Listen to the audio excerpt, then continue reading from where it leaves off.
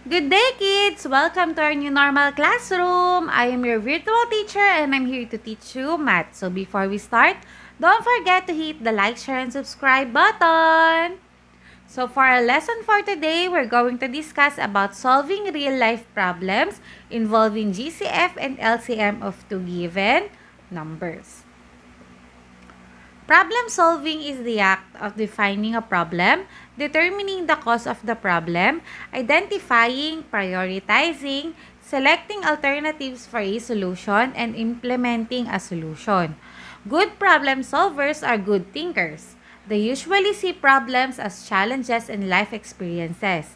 They use a combination of intuition and logic to come up with their solution. Okay, bago tayo mag-start, mag-review muna tayo. Determine if the following is true or false. Okay, una, natin kung tama ba ang GCF ni 24 sa ni 32. Okay, ang sagot dyan ay false. Bakit kaya siya naging false? Diba, in finding the GCF, kailangan alam natin yung mga common. Common sa mga prime factors nila. So, common sa kanila is 2, 2, and 2. Let us multiply. 2 times 2 is equal to 4. 4 times 2 is equal to 8. Ibig sabihin, ang GCF dapat niya is 8, hindi si 6. Okay, another one. Tingnan natin kung ang LCM ni 50 and 100 is 100. Okay, the answer is true. Bakit kaya? So, diba, kapag kukunin natin ang LCM, kunin muna natin yung common. Sinong common sa kanila? Si 5. Si 5, saka si 2. Saka kukunin din natin yung hindi common. So, when we multiply them, 2 times 5 is equal to 10. 10 times 5 is equal to 50. 50 times 2 is equal to 100. So, the answer is true. Next, let us determine if the following is true or false. Okay, the answer is true. Bakit kaya naging tama? So, kapag GCF, kukunin lang natin yung common prime factors, which is 2 and 3. Wala nang ibang parehas sa kanila. So, let us multiply. 2 times 3 is equal to 6. So, their GCF is 6. Okay, bago tayo pumunta dun sa mismong word problem natin, meron tayo ditong mga word clues. Pwede natin itong gamitin para malaman natin kung ang gagamitin ba natin or isa-solve ba natin ay ang greatest common factor or the GCF or the least common multiple. Okay, kapag greatest common factor, makikita niyo yung mga word na to. Meron tayong biggest, largest, most, maximum, both, identical, same, equal, divide, groups, split up. Okay, kapag least common multiple, kadalasan ito yung makikita nyong mga words. So, first, smallest, next time, minimum, both, identical, same, equal, something is repeated, every blank days, every blank hours. Let us review the steps in solving word problems. First one is to understand the problem. Let us know what is asked. Determine the given facts. The next step is to plan. How will you solve the problem? Kukunin ba natin yung GCF or kukunin ba natin yung LCM? Then, what is the word clue? Yung kaninang diniscuss ko, pwede natin siyang makita.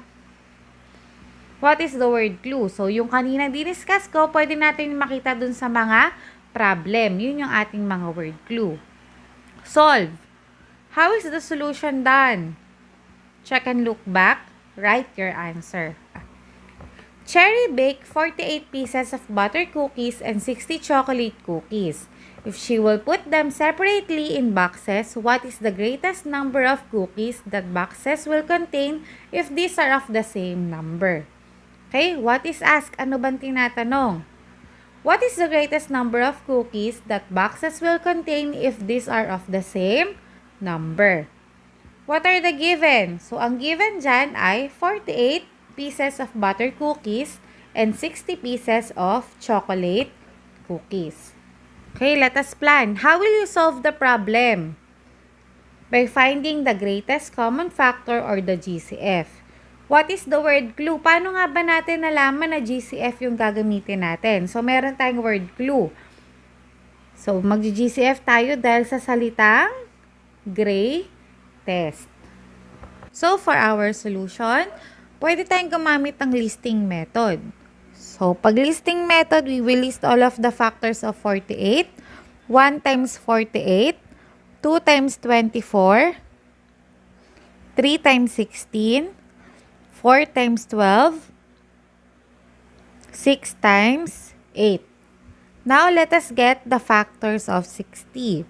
So, 1 times 60, 2 times 30, 3 times 20, 4 times 15, 5 times 12, and 6 times 10. Now, let us list all of the factors of 48. So, we have 1, 2, 3, 4, 6, 8, 12, 16, 24, and 48. Now, the factors of 60, we have 1, 2, 3, 4, 5, 6, 10, 12, 15, 20, 30, and 60. Now, let us list all of the common factors. So, common sa kanila is 1, 2, 3, 4, 6, 12, at wala na. So, dahil dyan, kunin natin ang greatest common factor. Sinong pinakamalaki? Siya ay si 12. So, their GCF is 12. Kung ayaw nyo naman ng listing, pwede naman tayong gumamit ng prime factorization method. So, gumamit tayo ng factor 3, 48. So, pwede natin siyang hatiin kay 6 times 8. So, 6, the factors of 6 are 2 times 3, and 8 is 2 times 4. Since prime number na si 2, pwede na nating ibaba si 3, si 2 din, and si 4. Ano kaya ang prime factors ni 4? 2 times 2. How about 60? 60, we have 10 times 6. 10, 5 times 2, times 6, 2 times 3. So, 48, we have 2 times 3 times 2 times 2 times 2. In 60, we have 5 times 2 times 2 times 3. Ngayon, kunin natin yung magkapareha sa kanila. So, magkapareha si 2, saka si 3. So, let us multiply. 2 times 2 is equal to 4. 4 times 3 is equal to 12. So, kung ayaw nyo naman ng factor 3, pwede naman tayong gumamit ng continuous division. So, we have 48 and 60. Let us divide them by prime number, which is 2. 48 divided by 2 is equal to 24. 60 divided by 2 is equal to 30. Divide ulit natin kay 2. 24 divided by 2 is equal to 12. 30 divided by 2 is equal to 15. Now, let's divide them by 3. 12 divided by 3 is equal to 4. 15 divided by 3 is equal to 5. So, wala na tayong pwedeng divide kay 4 saka kay 5. Now, let us multiply 2 times 2 times 3. So, we have 48 and 60. Let us divide them by 2. 48 divided by 2 is equal to 24. 60 divided by 2 is equal to 30. So, divide ulit natin sila kay 2. 24 divided by 2 is equal to 12. 30 divided by 2 is equal to 15. Divide ulit natin sila kay 3. 12 divided by 3 is equal to 4. 15 divided by 3 is equal to 5. So, wala na. We will multiply these to get the greatest common factor. So, 2 times 2 times 3. 2 times 2 is equal to 4. 4 times 3 is equal to 12. So, the greatest common factor is 12. For our answer, the greatest number of cookies that boxes will contain is 12. Another example, Mang Andoy is going to put eggs in trays of 5 eggs and 6 eggs. What is the smallest number of eggs that Mang Andoy can put using the tray? So, let us understand the problem. What is asked? What is the smallest number of eggs that Mang Andoy can buy using the tray? What are the given? We have 5 eggs and 6 eggs. How will you solve the problem?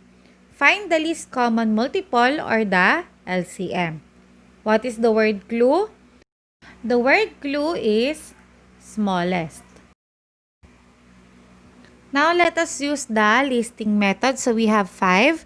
The multiples of 5 are 5, 10, 15, 20, 25, 30, 35, and so on. How about the multiples of 6? We have 6, 12, 18, 24, 30, 36, and so on. How about the common multiple? Ang pareho lang sa kanila is 30. So, their LCM is 30. So, our answer is the smallest number of eggs that Mang Andoy can put using the tray is 30. So, thank you for listening. I am your virtual teacher. Don't forget to like, share, and subscribe. Goodbye!